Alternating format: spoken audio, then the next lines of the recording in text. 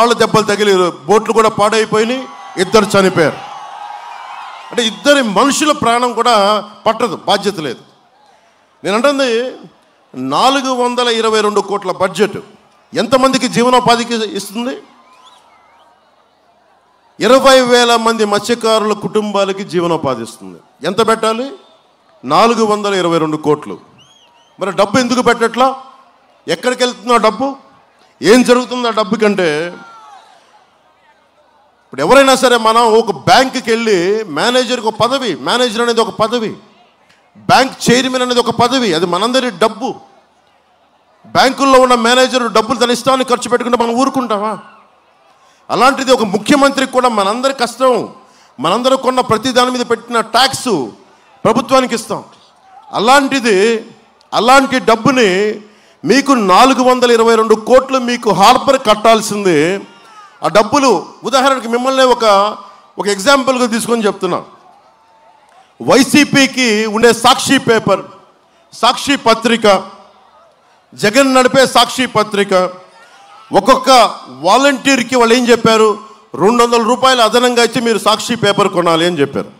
దానికి ఖర్చు ఎంత? నెలకి 5.5 కోట్లు.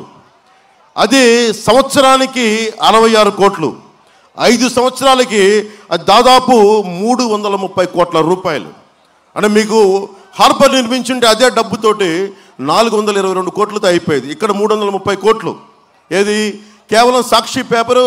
మన డబ్బులు అవి, జగన్ డబ్బులు కాదు, మనందరి డబ్బులు, మీ డబ్బులు, మీ కష్టం. నాకు తెలుసు కదా, ఒక మత్స్యకారుడు లోపలికి వెళ్ళి, సముద్రం లోపలికి వెళ్ళి మనకి వేట చేయాలంటే ఎంత దమ్ము కావాలి, ఎంత ధైర్యం కావాలి, ఎంత తెగింపు కావాలి, మామూలు ధైర్యం కావాలా?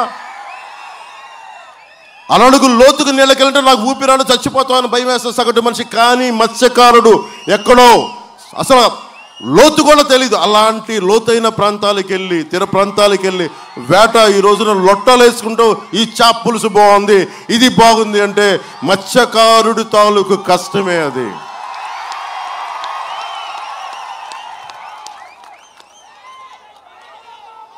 అదేం చేపలు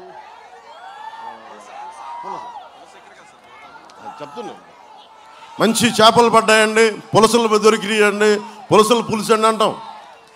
ఏది చెయ్యాలన్నా, ఏ మూల ఎంత గొప్పగా బాగుండాలన్నా, ఆంధ్ర చేపల పులుసు అనాలన్నా దాని వెనక మత్స్యకారుడి కష్టం ఉంటుంది.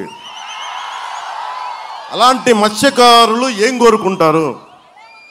అలాంటి మత్స్యకారులు ఏం కోరుకుంటారు? అరే నా పడవను ఆపుకోవడానికి ఒక జట్టి పెట్టండి. అలాంటిది మేము 20,000 మంది మత్స్యకారులు ఉన్నాం ఉప్పాడ తీర ప్రాంతంలో.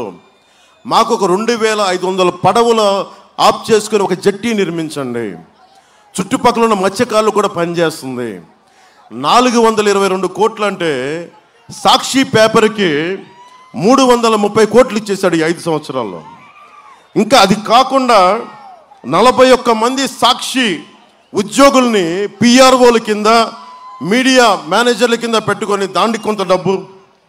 ఇవి కూడా పక్కన పెడితే కేవలం యాడ్స్ కోసం మీకు హార్బర్ నిర్మిస్తామని చెప్పి ఆ యాడ్, సాక్షి పేపర్, ఇలాంటి యాడ్లు, వాటి ఖర్చే 600 కోట్ల రూపాయలు. 900 మన కళ్ళ ముందే తెలుస్తూ ఉంది, 930 కోట్లు ఒక సాక్షి పేపర్కి వెళ్ళిపోయింది. ఎంతమంది ముఖ్యమంత్రులు రాలేదు? వాళ్ళందరికీ పేపర్లు ఉన్నాయా? ఎంతమంది ముఖ్యమంత్రులు రాలేదు? వాళ్ళందరికీ కూర్చోబెట్టి ఇలా ఎవరైనా చేశారా? ఒక దళిత నాయకుడైన ముఖ్యమంత్రి జై భీమ్ జై భీమ్ జై భీమ్ అని అనుకునే ఒక దళిత కులాలకి చెందిన మనకి దామోదరం సంజీవి గారికి పేపర్లు లేవే. అలాంటిది నేను అందరికీ అండగా ఉంటాను, ఎస్సీ సోదరులు, నా బీసీ సోదరులు, అన్ని కులాలు నా సోదరులు అని చెప్పిన వ్యక్తి 930 కోట్ల రూపాయలు సాక్షికి మళ్లించుకొని 422 కోట్ల మీ జీవనోపాధి, 20,000 మంది బతికే జీవనోపాధిని పొట్ట మీద కొట్టాడు జగన్. మీరు ఆలోచించాలి ఈ మాట. ఇది మీరు ఆలోచించకుండా కూర్చోబెట్టి, మీరు ఆలోచించకుండా మాకు బాగా చేశాడు. ఏం చేశాడు మీకు? నాయకులు చెప్తారు, వైసీపీ నాయకులు చెప్తారు. వంగా గీత గారు వస్తారు, చెప్తారు, మనం అడగండి. ఏమ్మా మీరు 330 కోట్ల రూపాయలు సాక్షి పేపర్ కొన్నారే, అలాంటి దాంట్లో ఒక 100 కోట్లు మాకు ఇవ్వలేకపోయారా? 600 కోట్ల సాక్షి యాడ్లకు పెట్టుకున్నారే, దాంట్లో ఒక 300 కోట్లు ఇస్తే మా జట్టి అయిపోద్ది కదా, మా హార్బర్ అయిపోద్ది కదా, అరే మా జీవితాలు బాగుంటాయి కదా. అది ఎందుకు రాదు ఆలోచన? మీరు అడగండి. చలమలశెట్టి సునీల్ ఎంపీ గారిని అడగండి. రాత్రులు వచ్చి వెళ్ళడం కాదు, పగలొచ్చి దమ్మగా ధైర్యంగా ఓట్లు అడగమని చెప్పండి.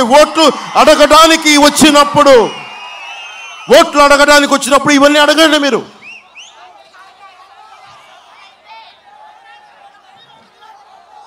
ఇంతమంది యువతున్నారు.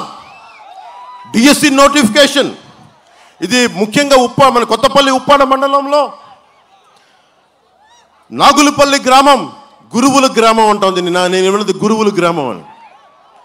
దాదాపు 200 మంది ప్రభుత్వ ఉపాధ్యాయులు, ఇతర శాఖల్లో 50 మంది.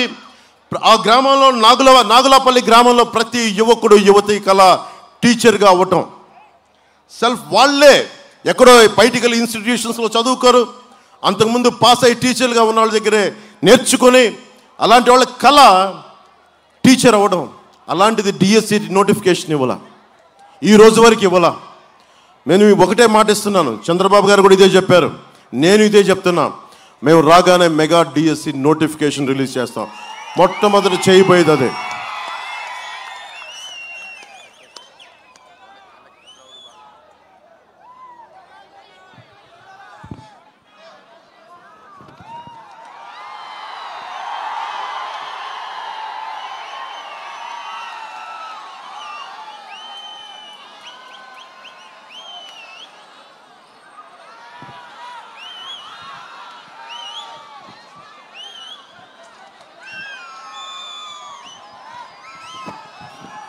జగన్ ఒకటే అడగండి అమ్మా, SEZలో పరిశ్రమలు రావు, ఉన్న భూములు ఇవ్వరు, రైతులకి న్యాయం చేయరు.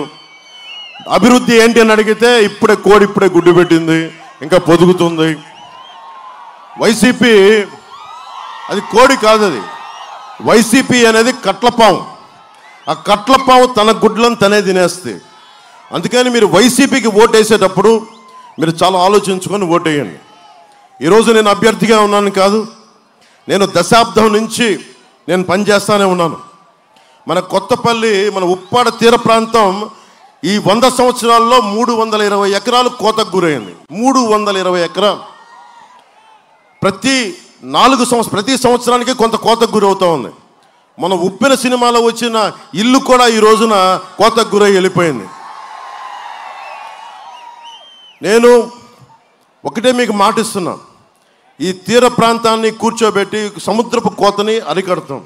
దానికి కావాల్సిందల్లా బాంబే తరహాలో కేంద్రం సహాయంతో మనకి అక్కడ బౌల్డర్స్ వేయాలి, అక్కడ ఆప్ చేయాలి. సముద్రపు కోతను ఆపాలంటే దానికి చాలా కష్టసాధ్యమైన విషయం.